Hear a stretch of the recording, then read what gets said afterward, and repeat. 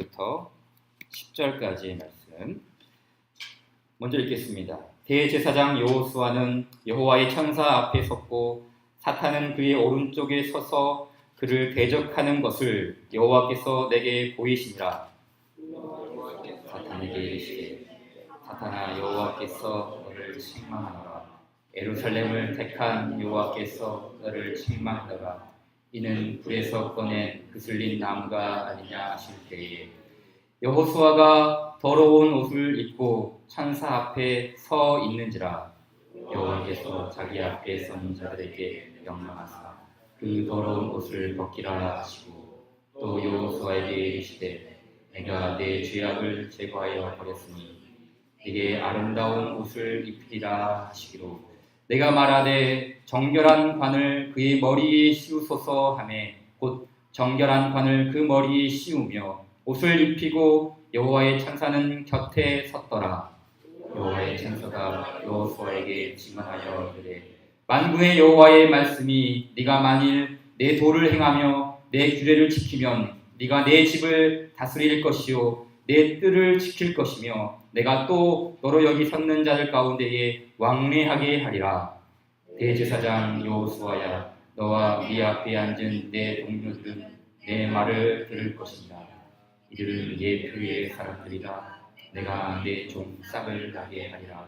만군의 여호와가 말하노라. 내가 너 여호수아 앞에 세운 돌을 보라. 한 돌에 7 눈이 있느니라. 내가 거기에 새길 것을 새기며 이 땅의 죄악을 하루에 제거하리라. 만군의 여호와가 말하노라. 그날에 너희가 각각 포도나무와 무화과 나무 아래에 서로 초대하리라 하셨느니라. 아멘. 스가랴 5번째 시간입니다. 이 스가랴 3장은 총 8가지의 환상 중에서 이제 네 번째 환상에 속하는 부분입니다. 오늘 이 3장을 말씀 봤는데요. 주요 등장인물로 누가 나옵니까? 여호수아가 나옵니다. 대제사장 여호수아입니다. 모세의 후계자 여호수아가 아니라 대제사장 여호수아. 이 대제사장 여호수아는 포로 귀환 때, 이스라엘 백성들이 바벨론 포로에서 잡혀있을 때 포로 귀환 때 그때 백성들과 함께 돌아온 일종의 종교 지도자로서 또 이스라엘 백성들의 리더이기도 합니다. 그리고 이 여호수아는 학개와 스가랴 선지자를 도와서 함께 성전을 재건하는 데 힘을 모았던 사람이기도 하죠. 에스라 5장 1절과 2절 말씀을 같이 한번 읽어볼까요? 시작. 선지자들 곧 선지자 학개와 이또의 손자 스가랴가 이스라엘의 하나님의 이름으로 유다와 예루살렘에 거주하는 유다 사람들에게 예언하였더니 이에 스알디엘의 아들 스룹바벨과 요사닥의 아들 예수와 여호수아가 일어나 예루살렘에 있던 하나님의 성전을 다시 건축하기 시작하며, 자, 여기 여호수아가 나오죠. 에스라에서는 이 여호수아의 이름을 예수와라고 했죠. 이름이 다양하게 이렇게 쓰입니다. 성경에서는 여호수아의 또 다른 이름이 뭐죠? 여호와, 그렇죠?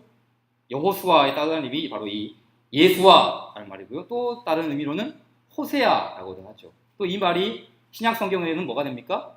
예수가 됩니다. 예수. 다 같은 말이에요.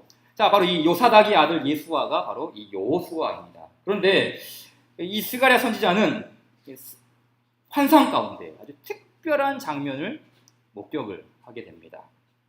어떤 장면입니까? 이 대제사장 여호수아가 하늘 법정에서 재판을 받고 있는 그 광경을 목격하게 돼요. 자, 본문 1절을 보세요. 대제사장 여호수아는 여호와의 천사 앞에 섰고 사탄은 그의 오른쪽에 서서 그를 대적하는 것을 여호와께서 내게 보이시니라. 본문에 등장하는 또 다른 인물 중에 하나가 누구입니까? 사탄입니다. 사탄. 여러분, 사탄이 하는 일이 무엇이죠? 사탄은 어떤 일을 합니까? 이 사탄이라는 말 속에, 그러니까 이 사탄이라는 말이 히브리 말인데 이 사탄이라는 그 말 속에 어떤 의미가 있냐면 고소하다, 고발하다라는 뜻이 있어요. 그러니까 이 사탄이라는 말 자체가 고소하다, 고발하다 그런 뜻이에요. 바꿔 말해 사탄은 죄를 지적하고 죄를 드러내고 그 죄의 형벌을 받게 하는 것이 사탄이 하는 일이에요. 그래서 이 장면을 지금 좀 바꿔 말하면 이렇게 말할 수가 있죠. 재판장님, 여호와 하나님 재판장님, 저 여호수아 좀 보십시오. 여호수아는 더 이상 대제사장이 아닙니다. 아니, 일반 제사장도 아니고 어떻게 대제사장이 이런 추악한 짓을 저지를 수 있단 말입니까? 당장 대제사장의 옷을 벗겨야 합니다. 탄핵이에요, 탄핵. 가결시키세요. 사탄이 하는 일이 바로 이것이죠. 요한계시록에 있는 말씀 보니까 사탄을 가리켜서 우리 형제들을 참소하던 자, 곧 우리 하나님 앞에서 밤낮 쉬지 않고 참소하던 자라고 했어요. 그럼 참소가 뭐죠? 참소했다. 국어사전의 의미를 보니까 이 참소하다는 말을 남을 헐뜯어서 죄가 있는 것처럼 꾸며 윗사람에게 고하여 받침이라고 했어요. 참소, 이게 참소의 뜻이에요. 그럼 이 말을 들으면 왠지 나는 죄가 하나도 없는데, 죄 지은 적이 하나도 없는데 사탄이 거짓말로 이렇게 꾸미고 과대 포장을 하고 이렇게 뭔가 사기를 쳐서 거짓말로 이렇게 말을 속이는 그런 느낌이 같죠? 그런데 여러분, 하나님이 어떤 분입니까? 거짓 참소에 넘어가는 분이 아니죠. 사탄이 참소하는 것은 꾸며낸 허구가 아니라 팩트입니다. 팩트. 우리의 진실, 그것을 다 아주 적나라하게 딱 리스트로 만들어서, 보고서를 만들어서 하나님께 딱 갖다 바치는 거예요. 그래서 그 사탄의 보고 내용에는 거짓이 하나도 없어요. 다 진실이에요. 꾸밈 없이 정직하게 고소를 내미는 것이죠. 그래서 3절 말씀에도 보게 되면 대제사장 여호수아가 더러운 옷을 입고 있다라고 하죠. 더러운 옷. 증거가 있는 것이죠. 누구도 부인할 수 없는, 명확하게 보이는, 저 사람은 죄가 있다, 증거가 있다, 더러운 옷을 입고 있다, 명확하게 그 죄가 있다는 것이죠. 자, 여기서 이제 그 대제사장 여호수아는 단지 대제사장 여호수아 한 사람만을 가리키는 것은 아닙니다. 누구를 포함하냐면 이스라엘 백성들을 전체를 포함하는 거예요. 다시 말해 이 대제사장 여호수아는 백성들을 대표해서 그 법정에 서 있는 거예요. 왜냐하면 이스라엘 백성들에게는 너무나 많은 고속거리들이 넘쳐났거든요. 죄의 리스트가 넘쳐났어요. 보십시오. 하나님을 배척하는 것에서부터 시작하여서 그들은 고향에 돌아온 이후에도 성전을 건축하자, 다시 한번 우리 성전을 재건하자, 그렇게 말을 했지만 16년 동안 내팽개쳐버렸어요. 하나님의 일에 중심을 두지 않았어요. 하나님의 일에 우선을 두지 않았어요. 자기 중심에 맞게 살아갔죠. 참소거리죠. 고소거리죠. 죄의 목록입니다. 얼마나 넘쳐나는지 몰라요. 이스라엘 백성들은 하나님의 법정에서 참소를 받기에 합당했고 유죄를 받아야 마땅한 상황이었어요. 하지만 판결이 어떻게 납니까? 확 뒤집어지죠. 정죄를 받는 것은 대제사장 여호수아, 즉 이스라엘 백성들이 정죄를 받는 게 아니라 사탄이 정죄를 받습니다. 자, 2절 같이 한번 읽을까요? 2절 시작.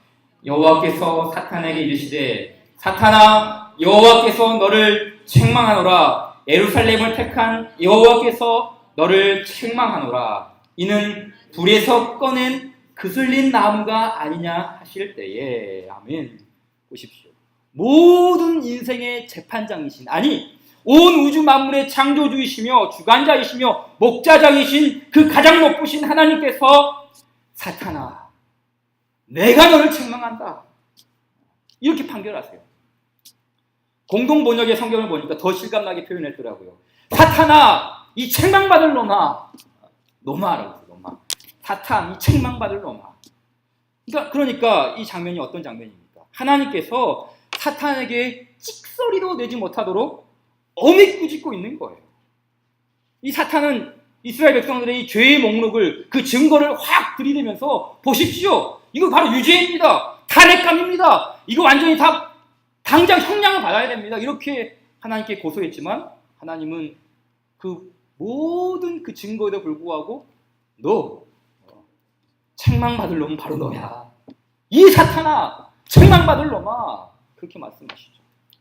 자, 왜 하나님께서 이 사탄의 고소를 무참히 짓밟아 버립니까? 두 가지 이유가 납니다. 첫째는 하나님께서 예루살렘을 택하였기 때문이에요. 그렇죠?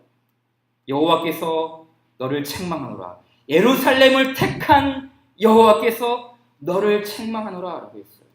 그렇습니다. 주님께서 택한 백성은 그 누구도 정죄할 수 없습니다. 아까 우리가 봤던 요한계시록 12장 10절의 말씀 보십시오. 내가 또 들으니 하늘에 큰 음성이 있어 이르되 이제, 여기 중요합니다. 이제 우리 하나님의 구원과 능력과 나라와 또 그리스도의 권세가 나타났으니 우리 형제들을 참소하던 자, 곧 우리 하나님 앞에서 밤낮 참소하던 자가 쫓겨났다라고 했어요. 그 참소하던 그 사탄이 쫓겨났다. 왜요? 무엇 때문에 쫓겨났습니까? 시도 때도 없이 밤낮 참소하던 자가 쫓겨난 계기가 뭡니까? 우리 하나님의 구원과 능력과 나라와 그리스도의 권세가 나타났기 때문이다. 누구에게요? 주의 택한 백성들에게. 주께서 택한 하나님의 백성들에게는 그리스도의 권세가 미치는 줄 믿습니다. 그리스도의 권세가 우리 가운데 있기에 사탄이 책망할 수 없는 거예요. 하나님의 구원과 능력과 나라와 그 그리스도의 권세가 우리 안에 있어요. 로마서 8장 33절도 말씀하죠. 누가 능히 하나님께서 택하신 자들을 고발하리요. 그렇죠? 하나님께서 택하신 자들을 누가 고발하겠느냐? 의롭다 하시는 하나님이시다. 말씀합니다. 여호와께서 택하신 백성들은 책망이 아니라 하나님이 책임져 주십니다. 자, 두 번째로 왜 하나님께서 이 사탄을 무참히 짓밟아버립니다. 그 두 번째 이유가 나오죠. 자, 이스라엘을 불에서 꺼낸 그슬린 나무라고 했어요. 불에서 꺼낸 그슬린 나무. 그럼 불. 우리가 많이 배웠죠? 불이 성경에 상징하는 것이 뭐죠? 하나님의 임재, 또 하나님의 함께하심, 하나님의 나타나심을 나타날 때도 이 불을 사용하죠. 하지만 또 하나는 뭐냐면 이 불이라는 것은 연단, 시험, 고난, 환난, 어려움 하는 것이죠. 그래서 보십시오. 불에서 꺼낸 그슬린 나무라고 했어요. 이게 무슨 뜻인가요? 하나님께서 주의 백성들을 긍휼히 여기셨다는 뜻입니다. 그 고난 가운데, 그 어려움 가운데, 그 불타는 시련 가운데 있을 때 하나님께서 그 불 속에서 꺼내셨다. 하나님께서 사랑하신다는 뜻입니다. 불 가운데, 고난 가운데, 시련 가운데 내버려 두는 것이 아니라 건지시고 구원하시는 하나님이십니다. 그래서 불에서 꺼낸 그슬린 나무, 상처가 있는 나무라는 거예요. 비록 새까맣게 다 타버린 반토막짜리 나무이지만 하나님은 불에서 꺼낸 그슬린 나무를 사랑하십니다. 감리교의 창시자인 요한 예술리를 아시죠? 아주 유명한 사람인데요. 실제 있었던 일이에요. 그가 6살 때 자기가 살고 있는 집이 다 불에 타버린 거예요. 가족들은 다 이렇게 빠져나왔는데 이제 6살짜리 아이잖아요. 그리고 이제 보통 이제 미국은 이제 단층으로 이렇게 2층으로 집을 짓기 때문에 이 6살짜리 아이가 2층에 있는 거예요. 불이 났는데 어떻게 할 줄은 모르는 거예요. 창문에 매달려가지고 엄마 살려줘, 누가 좀 살려주세요, 그렇게 외치고 있었죠. 화염이 확 솟아오르는데 겨우겨우 이 6살짜리 요한 예슬리가 그 불에서 건짐을 받게 되었죠. 근데 이 일은 일종의 요한 예슬리에게 있어서는 트라우마죠. 그 불, 이게 불만 보면은 이제 막 도망가게 되고 불만 보면 그 공포에 휩싸이는 것이죠. 그런데 이 웨슬리에게 있어서 이 일은 자신의 전 존재를 하나님께 드릴 수 있는 긍정의 트라우마가 됐어요. 이 일을 통해서 하나님께 헌신할 수 있었다는 것이죠. 그가 아주 짧은 나이인 50세의 나이로 생을 마감할 때 그 비석에 이런 글귀를 씁니다. 여기 불에서 꺼낸 그슬린 나무 요한 예슬리의 육신이 누워있다. 자기 자신을 가리켜서 바로 이 스가랴서의 말씀, 불에서 꺼낸 그슬린 나무 요한 에슬리의 육신이 누워있다 라고 했어요. 무슨 뜻일까요?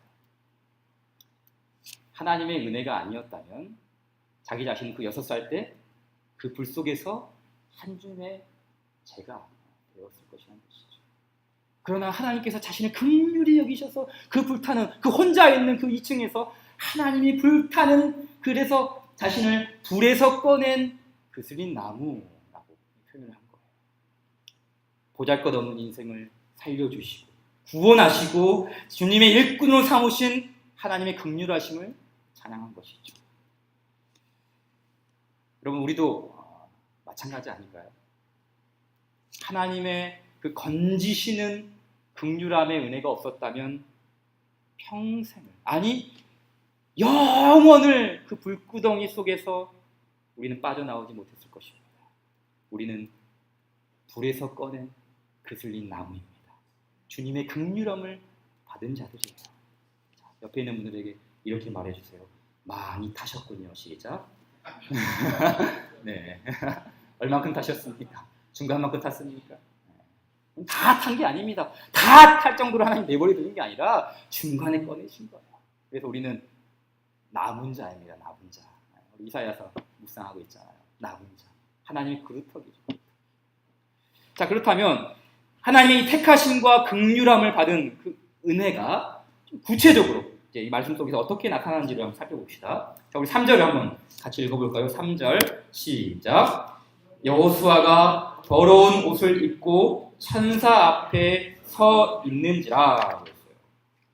여호수아가 더러운 옷을 입고 누구 앞에 서 있다고요? 천사 앞에 서 있는데요. 자, 여기서 이제 중요한 게 뭐냐면 이 천사의 정체를 밝히는 게 목적입니다. 원문을 보면은 이제 그냥 천사가 아니라 정관사가 붙어 있어요. 그 천사, 영어로는 the angel 이렇게 되어 있어요. 그 천사라고 되어 있어요.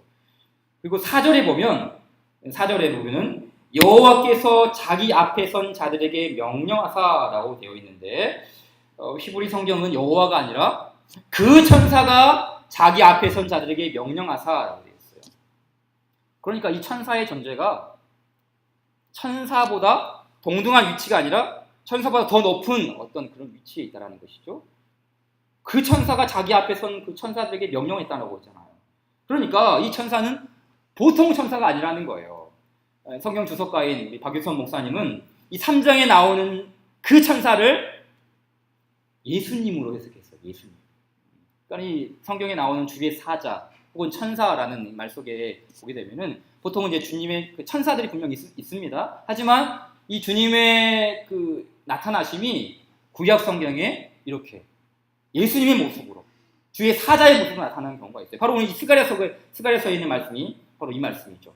다시 말해 이 천사는 하나님이 부르시는 종이 아니라 제2 하나님, 성자 예수님을 가리키는 것이죠. 자, 그러기에 여러분, 성자 예수님께서 하시는 일이 뭡니까? 죄를 대속하는 일이죠. 깨끗하게 씻기는 것입니다.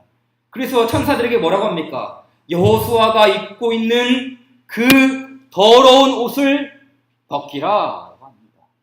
예수님만이 하실 수 있는 일이죠. 천사도 감히 일을 할 수가 없어요. 그 더러운 옷을 벗기라. 왜요? 왜 그 더러운 옷을 벗깁니까? 왜 옷을 벗기라고 그러시죠? 수치심을 주기 위해서요? 모욕감을 당하기 위해서요? 창피하게 만들려고요? 아닙니다. 더러운 옷을 벗긴다는 것은 깨끗하게 만들겠다는 뜻이죠.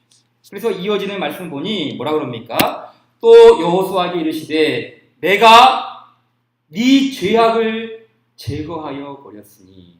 누가요? 내가. 천사가 그 죄를 제거할 수 있나요? 아닙니다. 그 천사, 성자 예수님.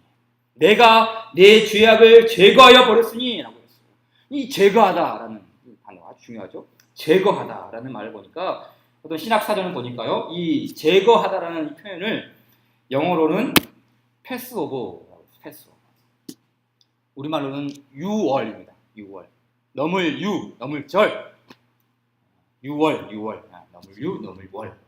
뭐가 떠오르십니까? 그렇죠. 출애굽기에 나오는 유월절 어린 양을 뜻하는 것이죠.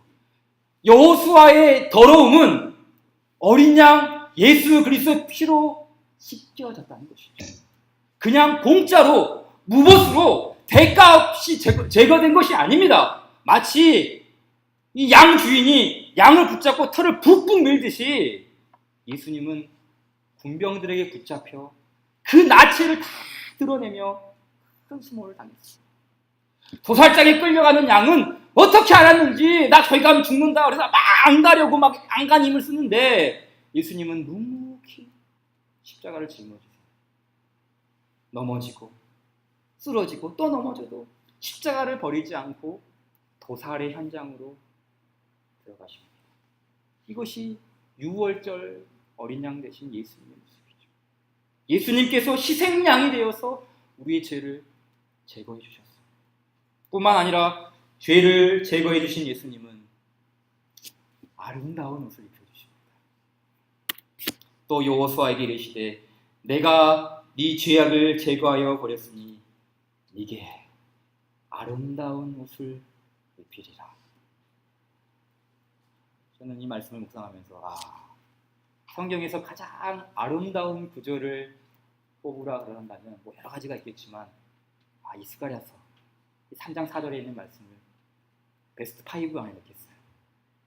내가 내 죄악을 제거하여 버렸으니 네게 아름다운 옷을 입히리라. 아름다운. 여러분, 아름다운 옷. 이 아름다운 옷이 뭡니까? 그게 뭐죠?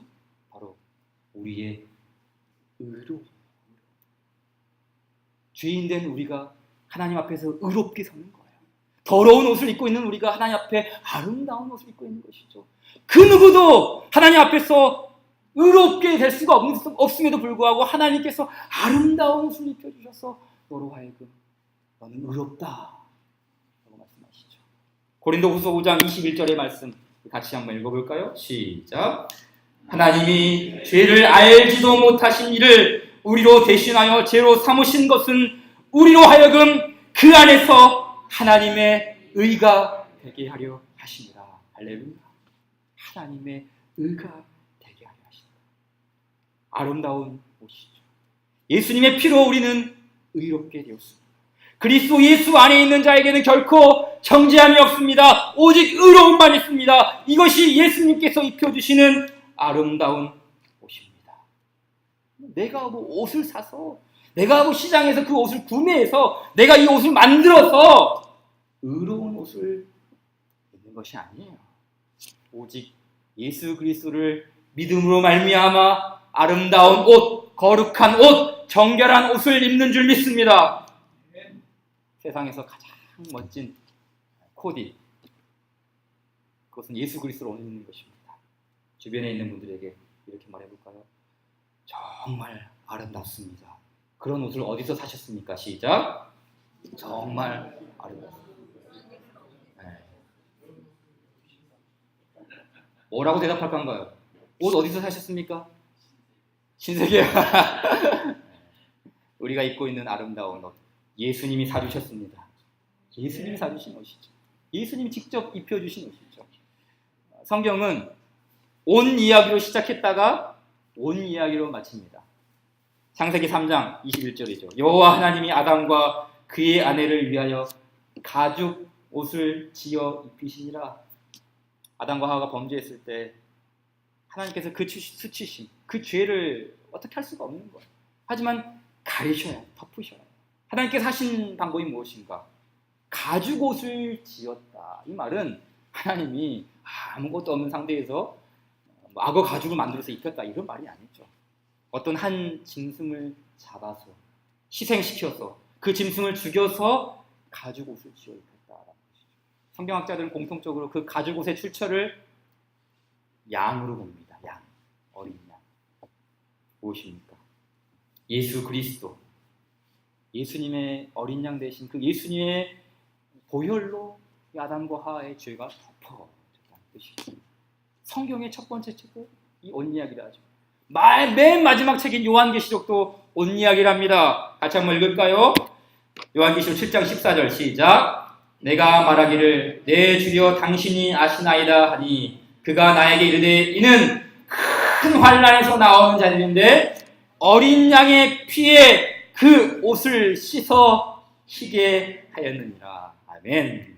우리에게 거룩한 옷, 의로운 옷, 아름다운 옷을 입혀주신 이 예수 그리스도, 그분은 찬양받기에 합당하신 분입니다. 결국 이 대제사장 여호수아와 이스라엘 백성들은 정죄를 받는 것이 아니라 그리스도의 보혈로 말미암아 정결함을 받습니다. 정결함을 받아요. 우리가 부르는 그 찬송 있잖아요. 난 주 보혈 아래 있네. 그 피로 내 죄 사했네. 하나님의 긍휼 날 거룩해 하시었네. 난 주 보혈 아래 있네. 원수의 어떠한 공격에도 난 더 이상 무너지지 않네. 난 주 보혈 아래 있네. 주 보혈 아래 있는 것, 주 보혈로 우리를 그리스도의 아름다운 옷을 입는 것, 이것이 얼마나 아름다운 일입니까? 예수 그리스도로 옷 입는 우리 모두가 되기를 바랍니다. 자, 다음으로 보게 되면은 대제사장 여호수아는 이제 아름다운 사명을 받습니다. 아름다운 옷을 입힐 뿐만 아니라 더 나아가 사명, 아름다운 사명을 허락받아요. 7절 말씀이죠. 같이 한번 읽을까요? 7절 시작.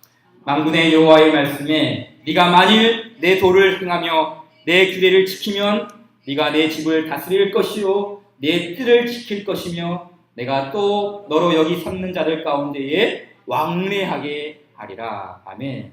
자, 그동안 여호수아는 더럽혀진 옷 때문에 제사장의 직분을 감당할 수 없었어요.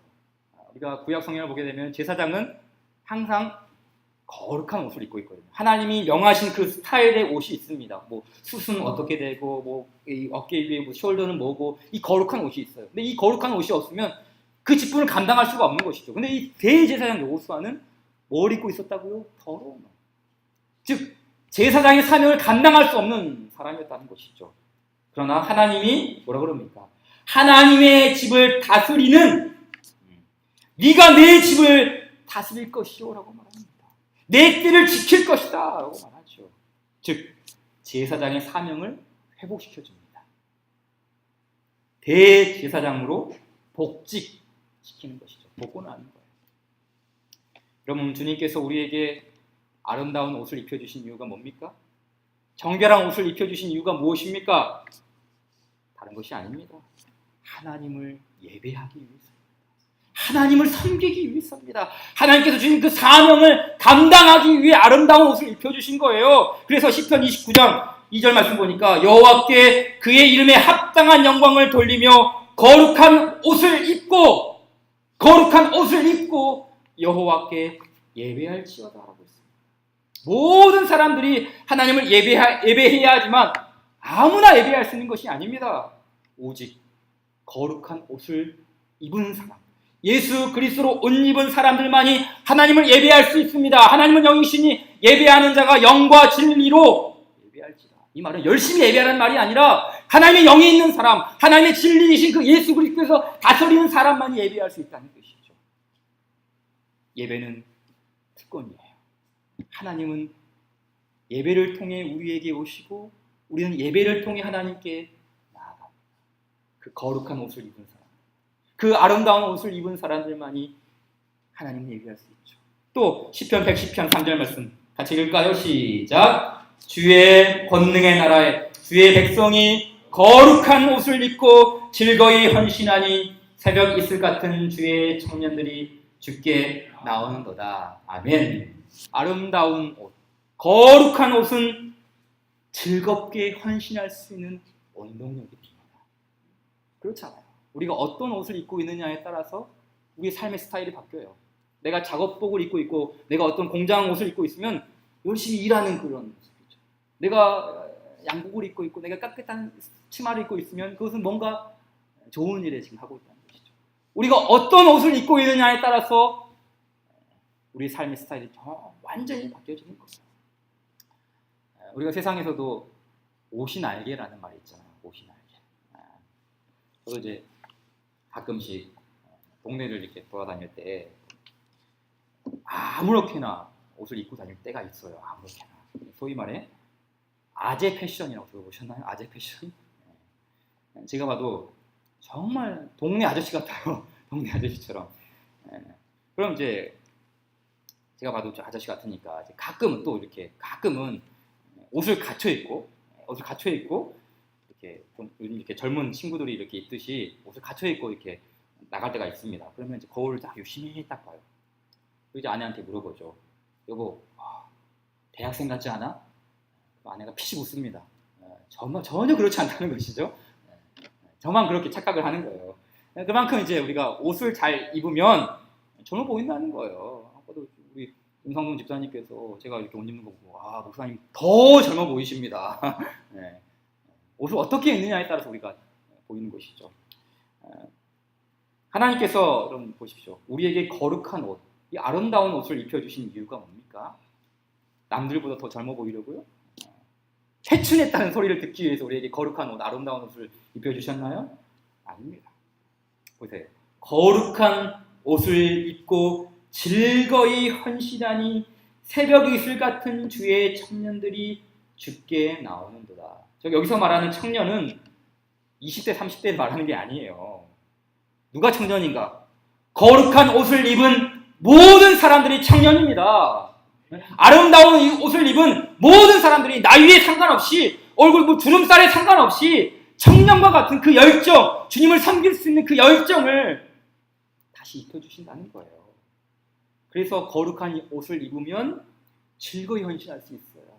거룩한 옷을 입으면, 아름다운 옷을 입으면 기쁘게 헌신할 수 있는 거예요. 젊은 사람들만이 헌신할 수 있습니까? 젊은 사람들만이 열정적으로 살아갈 수 있습니까? 아니요. 아무리 젊고 아무리 힘이 넘쳐도 거룩한 옷이 없어요. 아무리 이 에너지가 있어도 아름다운 옷이 없잖아요. 헌신할 수 없어요. 그러나 우리에게 아름다운 옷이 있으면, 우리에게 거룩한 옷이 있으면, 아무리 나이가 많고 얼굴에 주름살이 크고 백발이 성성해도 하나님을 헌신하며 즐거이 섬길 수 있는 원동력이 아름다운 옷, 거룩한 옷에 있는 줄 믿습니다. 그래서 중요한 것은 순서가 바뀌면 안 돼요. 순서가. 순종해야 아름다운 옷이 주어지는 것이 아니라 아름다운 주의 백성이 되었기에 내가 아름다운 일을 하는 거예요. 거룩한 주의 백성이 되었기에 거룩함을 이뤄가는 겁니다. 정결한 주의 백성이 되었기에 그 정결함을 지켜내기 위해 신실한 주의 신부로서, 영적인 웨딩드레스를 입은 주의 신부로서 내가 살아가는 것이죠. 자, 마지막으로 하나님은 이 모든 일을 이루기 위해 예수님을 보내주실 것을 약속합니다. 8절에 있는 말씀 한번 같이 읽어볼까요? 18절 시작. 대제사장 여호수아야, 너와 네 앞에 앉은 내 동료들은 내 말을 들을 것입니다. 이들은 예표의 사람들이라. 내가 내 종 싹을 나게 하리라. 아멘. 자, 여기 보게 되면은 여호수아는 대제사장이고 여호수아의 동료들이 나오죠. 네 앞에 앉은 네 동료들은, 이 동료가 누구냐면은 대제사장이 있으면 또 어떤 제사장이 있습니까? 일반 제사장이 있죠. 대제사장과 일반 제사장을 이제 가리키는 것이고, 더 나아가서는 이제 이스라엘 백성들 전체를 상징하는 것이죠. 지금까지 살펴봤던 것처럼 이들 모두에게, 대제사장 여호수아를 포함해서 이스라엘 백성 전체 모두에게 이런 놀라운 회복의 은혜가 임하였습니다. 사탄의 고소를 무참히 짓밟아버리고 하나님께서 의롭다 하시고 성결케 하시고 아름다운 관을 씌워주시고 아름다운 옷을 입혀주셨어요. 그러나 하나님의 은혜는 여기서 끝이 아닙니다. 보세요. 이들은 예표의 사람들이라고 합니다. 예표의 사람들. 예표는 일종의 사인 혹은 심볼. 현대인의 성경 보니까 너희는 앞으로 올 좋은 일에 대한 상징이다 라고 했어요. 여호수아와 그의 동료들을 가리켜서 너희는 앞으로 올 좋은 일에 대한 상징이다. 또 새 번역에서는 너희는 모두 앞으로 나타날 일의 표가 되는 사람들이다. 다시 말해 스가랴 3장에 나타난 이 회복의 은혜는 맛복이라는 거예요. 영화로 치자면 예고편, 진짜 실체가 기다리고 있다는 것이죠. 그 실체가 무엇입니까? 예수님. 너희가 누렸던 그 은혜는 이거 맛배기에 불과해. 이거는 희식이야. 더 큰 은혜가 진짜 실체가 기다리고 있는데 그 실체가 무엇입니까? 예수님께서 오시면 너희가 받았던 그 은혜보다 더 큰 은혜, 너희가 누렸던 그 은혜보다 더 큰 은혜를 누리게 될 것이다. 그걸 말하고 있는 거예요. 그래서 본문은 이 예수님의 오심을 세 가지로 빗대어서 설명을 합니다. 자, 첫 번째는 예수님이 어떻게 오시는가? 종입니다. 종. 그렇죠? 8절 말씀에 내가 내 종 이라고 말해요. 내 종. 여러분, 예수님이 누구십니까? 예수님은 만왕의 왕이시죠. 하나님과 동등하신 분이세요. 그러나 그분은 스스로 종의 모습을 취하십니다. 빌립보서 2장 7절의 말씀이죠. 오히려 자기를 비워 종의 형체를 가지사 사람들과 같이 되셨고 곧 십자가에 죽으십니다. 종의 모습으로 오셨어요. 두 번째, 예수님은 어떤 모습으로 오십니까? 싹입니다. 싹. 그렇죠? 싹. 내 종, 내 싹 이라고 말하죠. 이 싹이라는 것은 일종의 새순 혹은 가지 이렇게 말할 수가 있어요. 구약 성경을 보게 되면은 예수님께서 새로운 순, 새로운 싹, 새로운 가지로 이렇게 우리 가운데 나타날 것을 수없이 예고합니다. 그 중에 한 가지가 에레미야 23장 5절인데요. 같이 읽어볼까요? 시작. 여호와의 말씀이니라. 보라, 때가 이르리니 내가 다윗에게 한 의로운 가지를 일으킬 것이라. 그가 왕이 되어 지혜롭게 다스리며 세상에서 정의와 공의를 행할 것이며. 아멘. 내가 다윗에게 한 의로운 가지. 이게 바로 의로운 가지가 의로운 싹, 의로운 새순 이거예요. 이거 의로운 가지. 곧 세상에서 정의와 공의를 행할 진정한 왕 예수님을 말하는 것이죠. 이 말씀은 신약에서 그대로 성취가 되죠. 누가복음 1장 78절 시작. 이는 우리 하나님의 긍휼로 인함이라. 이로써 돋는 해가 위로부터 우리에게 임하여 라고 말합니다. 돋는 해, 이 말을 돋는 싹, 돋는 숯, 돋는 순, 돋는 가지라고 바꿔도 무방해요. 예수님께서 다윗의 싹으로서, 다윗의 가지로서, 다윗의 순으로서 우리 가운데 오셔서 새 일을 행하실 것을 말씀하시죠. 자, 마지막 세 번째는 예수님이 어떻게 오시는가? 돌입니다. 돌의 모습. 자, 9절 말씀 보게 되면은 만군의 여호와가 말하노라. 내가 너 여호수아 앞에 세운 돌을 보라. 자, 이 돌이 어떤 돌입니까? 그냥 길바닥에 굴러다니는 돌입니까? 아무짝에나 쓸모없는 짱돌입니까? 이 돌이 어떤 돌이죠? 지금 성전을 재건하는 데 사용하는 재료로서의 돌입니다. 그 돌이에요. 이 돌이 무엇을 의미하는가? 이 돌은 곧 그리스도의 교회를 의미하죠. 참 성전인 교회를 말하는 거예요. 자, 우리가 잘 아는 말씀 에베소서 2장 20절 시작. 너희는 사도들과 선지자들의 터 위에 세우심을 입은 자라. 그리스도 예수께서 친히 모퉁이 돌이 되셨느니라. 예수님께서 그 돌이라는 것이 있습니다. 그 돌. 자, 이제 그 돌에 보십시오. 이 돌에 9절에 이 돌에 무엇이 박혀 있습니까? 한 돌에 7 눈이 있느니라라고 말합니다. 한 돌에 7 눈이 박혀 있다. 상상해 보세요. 얼마나 징그럽습니까? 눈이 2개 있는 건 정상인데 눈이 막 7개가 박혀 있다. 징그럽죠. 근데 여러분, 이 돌에 7개의 눈이 박혀 있는 것은 징그러운 것이 아니라 이건 싱그러운 거예요. 하나님의 은혜가 여기에 담겨 있거든요. 이게 무슨 말씀이냐면, 여러분, 성경에서 7은 언제나 어떤 숫자죠? 충만. 완전한 숫자입니다. 그래서 종교개혁자 칼뱅이 이 7 눈을 가진 돌을 가리켜서 뭐라고 그랬냐면, 교회를 향한 충만한 은혜, 교회를 향한 충만한 성령, 교회를 향한 충만한 임재를 상징한다고 했어요. 다시 말해, 교회의 주인 되신 예수 그리스도께서는 교회인 우리를 충만한 은혜로, 충만한 사랑으로, 충만한 돌보심으로 지켜주신다는 거예요. 충만한 그 주님의 은혜. 그 7개의 눈이 우리를 눈동자처럼 보호하시고 그 어느 곳에서도 벗어날 수 없도록 우리를 다스리시며 통치하시는 그 완전한 그 충만한 은혜를 주의 교회 가운데에 쏟으신다는 것을 말씀하는 것이죠.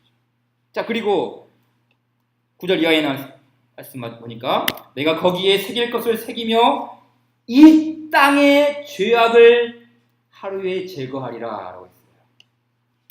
중요한 말씀이죠. 이 땅의 죄악을 하루에 제거하리라. 여러분, 예수님의 속죄 사역의 특징이 뭐죠? 예수님께서 하신 십자가 사역의 특징이 뭡니까? 이 특징이 히브리서 10장 14절에 있는 말씀 나오는데요. 이거 다 아는 말씀이에요. 한번 같이 읽을까요? 시작. 그가 거룩하게 된 자들을 한 번의 제사로 영원히 온전하게 하셨느니라. 아멘. 그리스도의 십자가 속죄의 특징이 뭐죠? 한 번의 제사로 영원히.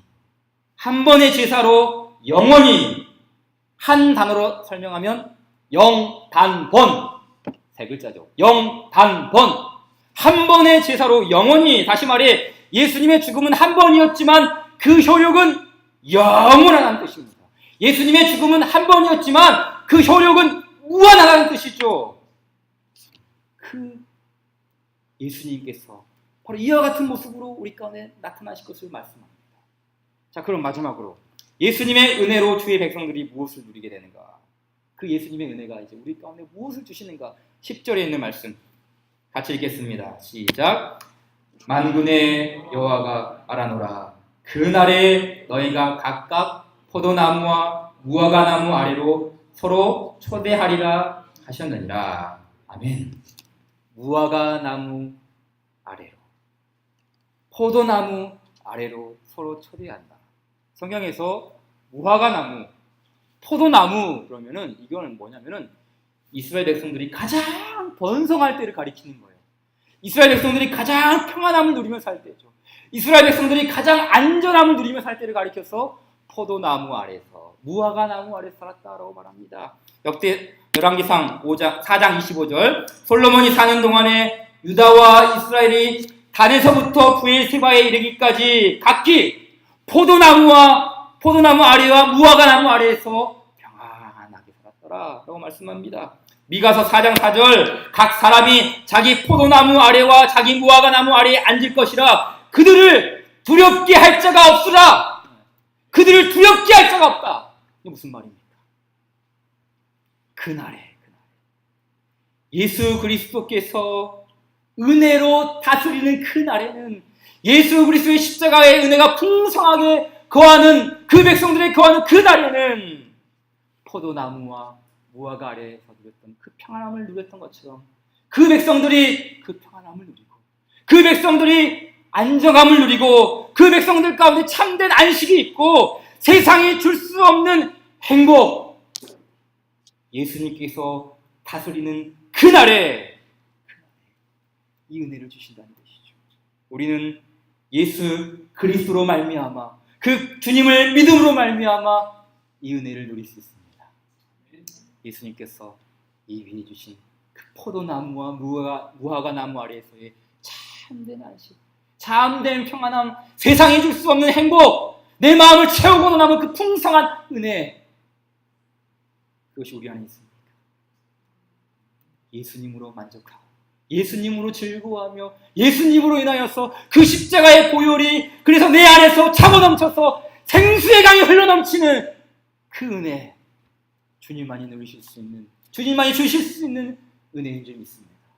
오늘 우리에게 주신 이 말씀을 압축해 놓은 찬양곡이 있습니다.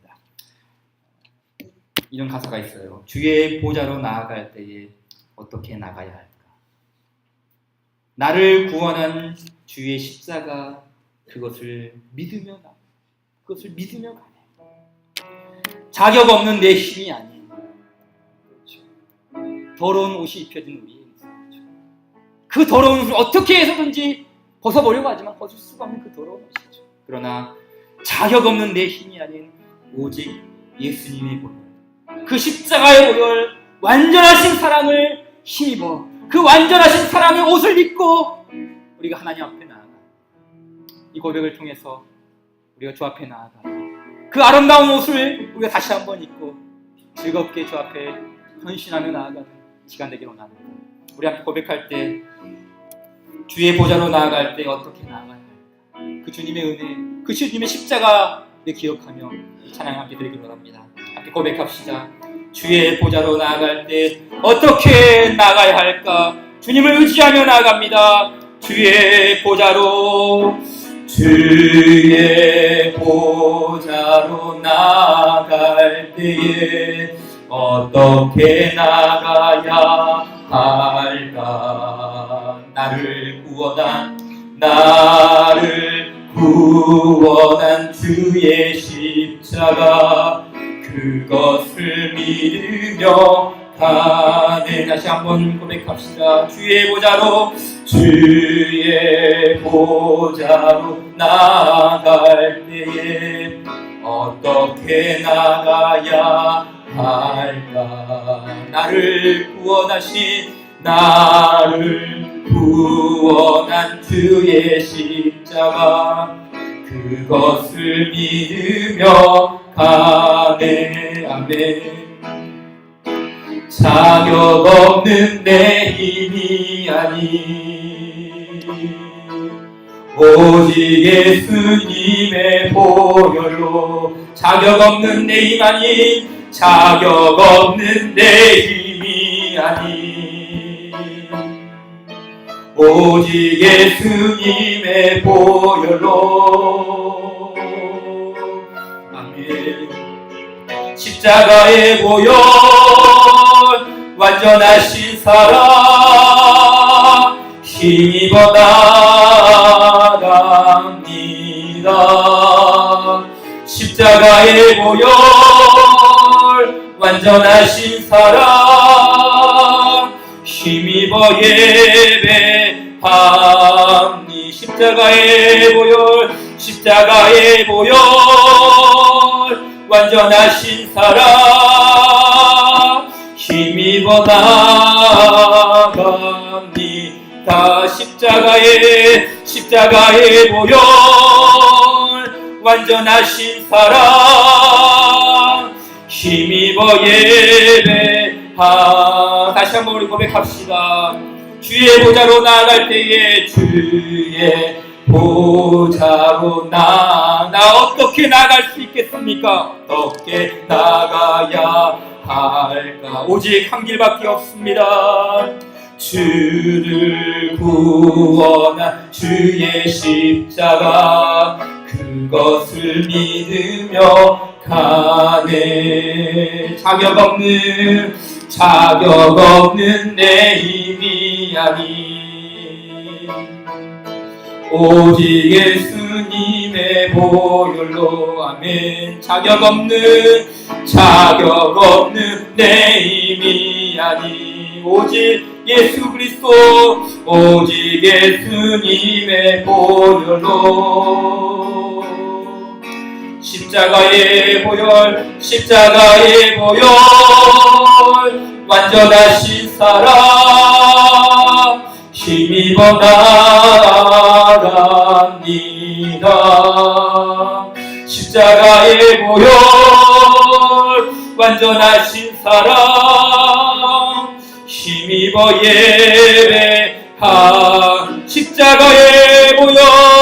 십자가의 보혈 완전하신 사랑 힘입어 나갑니. 우리에게 의로운 옷을 입혀주신 십자가의 보혈 완전하신 사랑 힘입어 예배. 다시 한번 고백합시다. 십자가의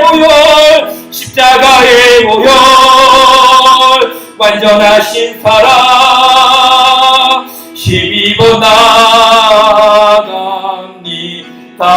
아멘. 십자가의 보혈 완전하신 사랑 힘입어 예배합니다. 우리에게 그 은혜를 주신 어린 양 예수 그리스도를 찬양하며 나갑니다. 예수 어린 양, 예수 어린 양, 존귀한 이름, 예수 어린 양, 존귀한 이름, 예수 어린 양, 존귀한 이름, 예수 어린 양, 존귀한 이름, 예수 어린 양, 존귀한 이름. 시간 우리 함께 같이 기도하도록 하겠습니다. 시간 함께 같이 기도할 때 여러분 무엇을 의지하고 계십니까? 여러분의 직분을 지금 의지하고 계십니까? 여러분이 교회를 다니 횟수를 의지하고 있습니까? 여러분이 주 앞에 뭔가 드린 그 행위를 의지하고 있지는 않습니까? 우리 안에 예수 그리스도가 있어야 합니다. 오직 예수 그리스도 그 존귀하신 어린 양의 보혈이 우리 안에 있어야 합니다. 예수 그리스도가 없이는 아무것도 아닙니다.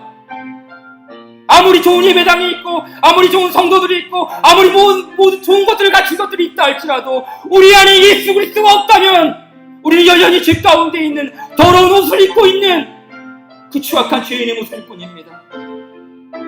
예수 그리스도로 옷을 입어야 합니다. 어린 양 예수 그리스도의 보혈이 우리 안에 있어야 합니다.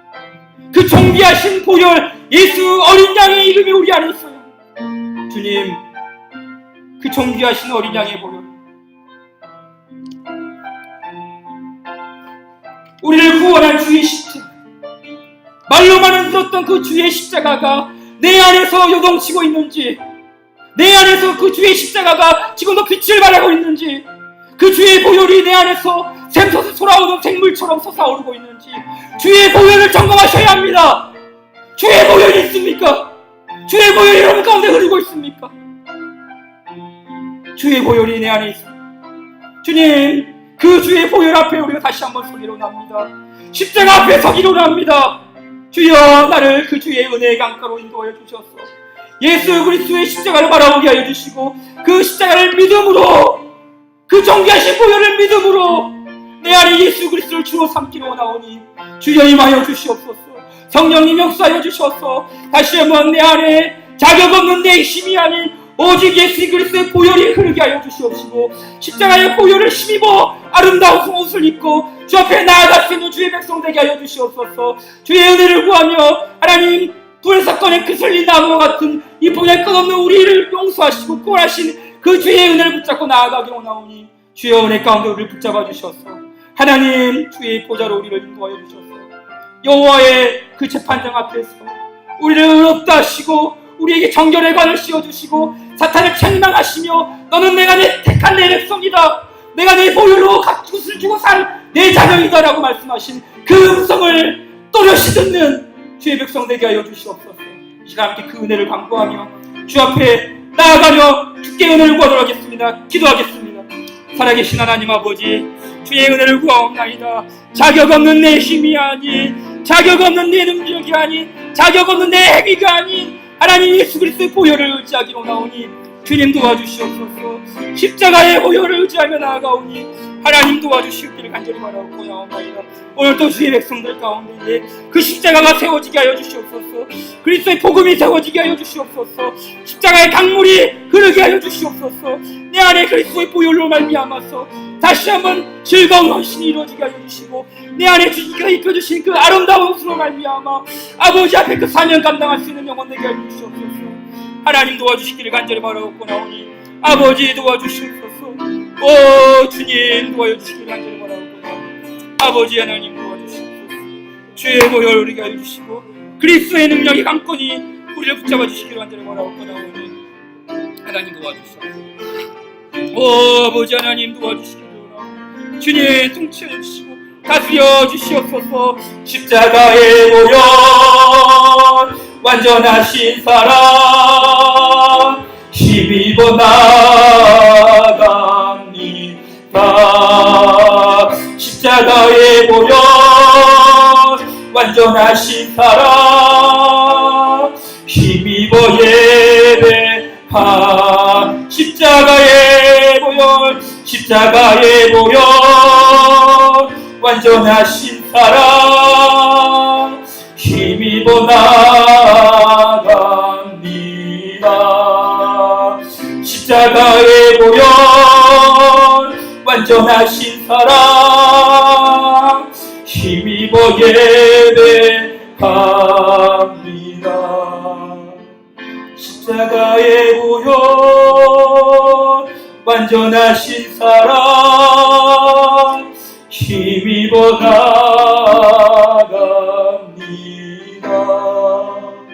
십자가에 보여 완전하신 사랑 힘입어 예배합니다. 십자가에 보여 완전하신 사랑 힘입어 나갑니다.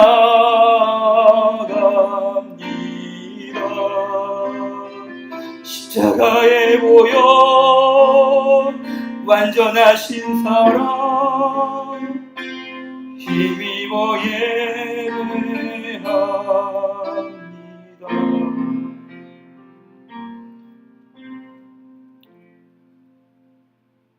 아버지 하나님, 주의 백성들을 사랑하여 주셔서 독생자 예수 그리스도를 우리 가운데에 십자가로 내어주시고 참혹하게 그 십자가 상에서 찢기시고 찔리시고 모든 물과 피를 쏟으시며 어린 양의 모습으로 처참하게 죽으셔야 했던 그 예수 그리스도를 다시 한번 바라보며 묵상하며 그 그리스도의 은혜로 말미암아 우리가 주 앞에 서기를 원하옵나이다. 아버지 하나님, 주의 은혜로 십자가의 은혜로 우리에게 아름다운 옷이 입혀준 줄 믿습니다. 십자가의 은혜로 우리에게 정결의 관을 씌워주시는 줄 믿습니다. 아버지, 자격 없는 우리에게 그 은혜를 주신 하나님의 놀라운 사랑을 우리가 붙잡고 다시 한번 주 앞에 즐거이 헌신하며 기쁨으로 감사하며 아버지를 섬겨나가며 우리의 사명 감당하기를 원하오니 오늘도 주의 충만하신 은혜와 사랑으로 우리에게 임하여 주시옵소서. 일곱 눈을 가지신 그 반석이신 예수 그리스도께서 주의 교회를 든든히 붙잡으시고 주의 교회를, 주의 성도들을 지키시고 계시는 줄 믿습니다. 아버지 하나님, 그 은혜와 풍성하신 능력으로 우리 가운데 놀라운 성령의 기름을 부으시사 아버지 하나님 넘쳐나는 삶으로, 풍성한 삶으로 주께 영광 돌려드릴 수 있도록 성령님 우리 가운데 역사해 주시고 넘치는 기쁨과 감사로 주 앞에 나아가게 하여 주시옵소서. 주의 백성들을 주님께서 거느려 주시고 하루하루 살 동안 모든 일터에서, 가정에서 어떤 형편에 있든지 간에 주께서 임마누엘로 동행하여 주셔서 아버지 하나님을 신뢰하고 함께 계시는 그 주님과 함께 신앙의 길을 걸어가는 모든 주의 권속들 다 될 수 있도록 여호와 하나님 친히 친밀하게 우리를 이끌어 주시옵소서. 오늘 또 주님의 백성들 가운데에 기도의 제목으로 또 아버지 하나님을 향한 간절한 간구함으로 주 앞에 아뢰는 자녀들이 있습니까? 아버지 하나님 그 마음을 살피시고 하나님께서 사랑스러운 주의 자녀로 택하신 그 아버지의 자녀들을 하나님의 놀라우신 긍휼하심과 입히시는 은혜로 우리를 덧입혀 주셔서 더욱더 주의 사랑을 찬송하며 간증하는 우리 모든 삶이 될 수 있도록 성령님 주장하여 주시옵소서. 이 모든 말씀을 우리 구주 예수님의 이름으로 감사하며 기도드리옵나이다. 아멘. 하늘에 계신 우리 아버지여, 이름이 거룩히 여김을 받으시오며 나라의 임하옵시며